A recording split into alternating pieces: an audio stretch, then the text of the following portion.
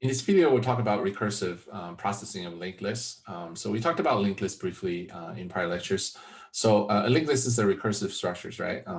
As you can see here, this list, which is usually what we call the head, right? This head points, which is a label that points to the next set of nodes here.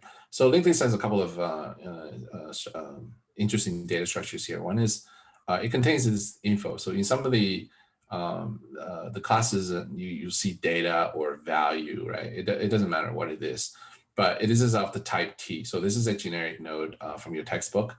And the other part of your data structure for a linked list is this next, or which is basically the glue, right? Or in my examples, I like to use next, right, as the data for pointing as a reference to pointing to the data that establishes this entire chain from beginning to end. So this is the link, right? We're using the textbook references here. This will be the link, right? And A, B, C, D, these will be the, right, your data, basically that info right there of type T, okay? So this is how you kind of chain everything together. And of course, at the end of your linked list, your link, right, in this case by default references to a null value, okay? So this is how you terminate your linked list. In your textbook, there is also accessors. These are methods that allows you to fetch info from it, like get link, right? There's also set link. So setters and getters. Setters involve setting your a new node, right, into your glue. Get links is just read only, right? So set changes info, which is a mutation. Get link is a read only, which only does not touch the value of your underlying data structure. So that's how so we set up our linked list. Let's move on with the specific, because we're going to look at how we can kind of traverse through your list from beginning to end. So the recursive nature of a linked list involves basically information in a linked list itself, right? The fact that every node has its own next, right, or link. This allows you to either write iterations or using recursion to traverse, right? We start with the head as we traverse, right? So you probably saw that from my from the lab assignment, right, regarding the printing of your linked list, which we'll see in the later part of this this lecture to see how that works. If a linked list is empty, then there's nothing to traverse. But you can use the property inside for a linked list, noting that if it's next or its link, right, is null, then you stop the traversal. So this is the recursive nature of linked list. Again, you can use either recursion, which is which is top down, or iterations, which is bottom up, right, to basically to do the traversals. So let's look at the specifics. So one of the traversals is printing a linked list. This is also from your lab as well. So we're going to use the textbook conventions here. So the way that we write this, and this is a recursion, right, print list. So what it does is checking to see if at every given locations, whether the list reference, right, passing in. By the way, Java is passed by value. So what gets passed in is actually the memory address. So for all intents and purposes, I just make up a memory address. This is what gets passed in, which is a value, okay? And what gets passed in points, right, gets checked, right? So in this memory location, checking to see if that object in this memory location is null or not. If not null, then print out this value, right? So this allows you to kind of print this stuff out. So this is the value A, this is B and C. At every given location, right, where the traversal is, it points the value, right, or the info out, right? So this is the accessor methods that gets invoked. And then what happens is after you print out the info, then you recurse into the next one, right? So this is where the smaller, right, case conditions happens, right? Because in recursion, you got to check to see whether every single recursion is becoming smaller and smaller. And the answer is yes, because you are, right, shrinking the problem size, right, from as you traverse through it. There's less and less node to be seen. And also the base case condition, right? The list ref not equals null, right? If this is list ref equals null, then what do? Return if, right? If list ref equals null, then what do? You can return it, right? So instead of writing this, we turned this around, right? And we said, what if this is not null, right? And then it just keeps going, which is the same thing. So either you have this as a glide clause in the beginning, checking to see the nullness of that, or you can turn it around and say, hey, this is not null, then let's do the print and let's recurse. And this is what happens here, right? So this is how you print a linked list recursively. And note that towards the end, this is null, right? So when a node its link is null, then what happens is this list ref is going to return, and this condition is going to basically terminating the flow of control at that level, returning everything back in. So you can kind of see this whole thing as a stack. So in case, in fact, every time you call a function recursively, you're placing what's called a function pointers on a stack. So initially, this is the first iteration, okay? First iteration. So when I say first iteration, first recursion, where this rec print list is it's called, let's just call it rec, right? So when this function gets called, and this rec is going to call another rec, right? So you have this rec, right? And then rec again. So you just keep going, right? And if there's like 5 different nodes, then this will go through 5. And so when this becomes a null, right? There's no more return, right? The flow control then goes back, right? The way how your flow control goes back is it actually pops these addresses, because these are function pointers, or pointing to the function that was invoked earlier. And it just recurses back and finding its way back into the main caller. And this allows you to complete your recursions from beginning to end. And also printing, right, along the way, printing the remaining section of the list all at once.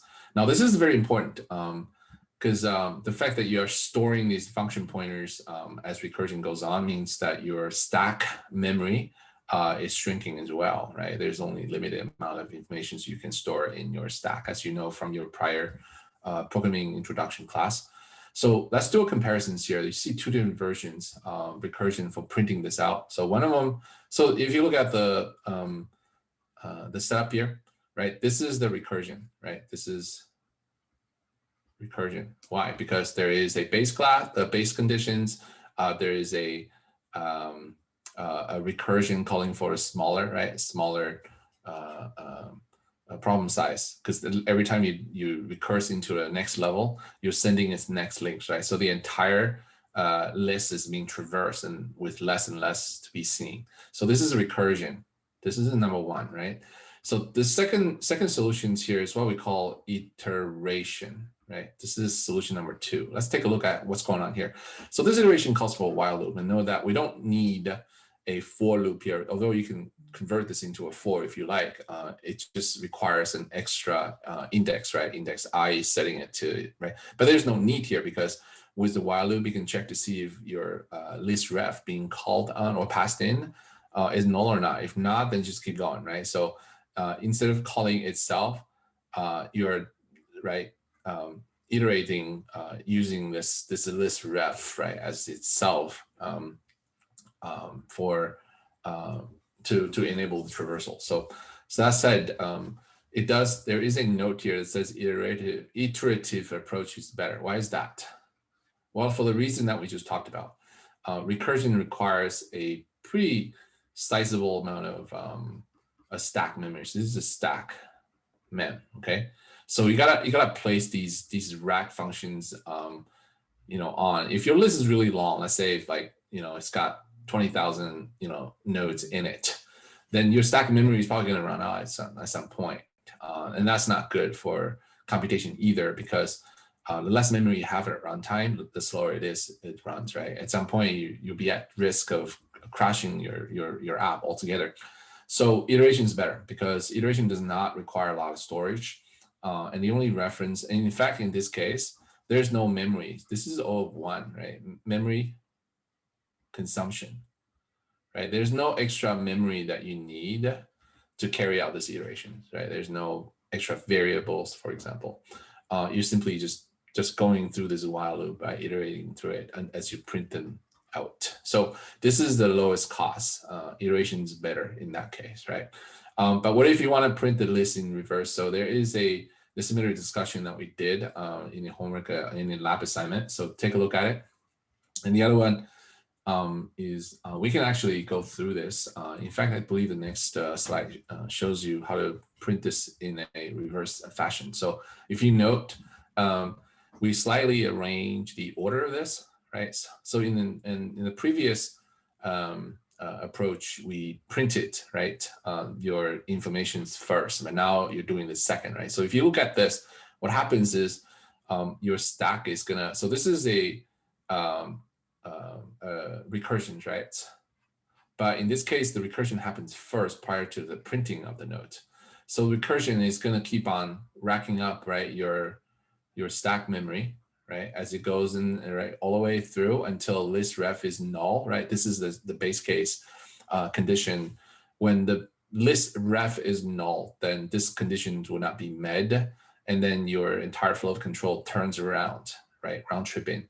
This is null right here. So it just stops right there. Before it would just keep going, right? Keep going and keep going. And now it turns around. So as it turns around, what happens is you start printing the value of it, right? The very last not nulled or non-nulled ref will get its information printed. And then again, after printing it, your flow control is going to go back and say there's nothing to evaluate and basically just exit, right? So then, so it's the key to having these rec popped every single time once printed. And this allows you to print basically every single information in a node in a reverse order, okay? So simply just by swapping, right, these two lines of code, now you're able to print everything, you know, forward, backwards in any directions you like. Okay, so let's clear this drawing and move on to the next one. Oh, solving this problem iteratively is not easy, and that's exactly, I mean, you can't really do this iteratively without you know, storing information or at least be able to backtrack, right, where you came from easily. So you have to invoke some sort of maybe an additional stack, for example, to keep track of this for you. But recursion itself automatically implies, right, stack. So that in and of itself, the nature of the problem solves this problem. But yeah, using iterations involves a data structure like stack to keep track of where you came from. And that enables the printing of the linked list in reverse. So memory consumption it's quite expensive for iterations if you want to print everything back, just as expensive as stack. But the good news about using a stack and iteration is the stack could be dynamically allocated versus allocating it on this, you know, on the stack.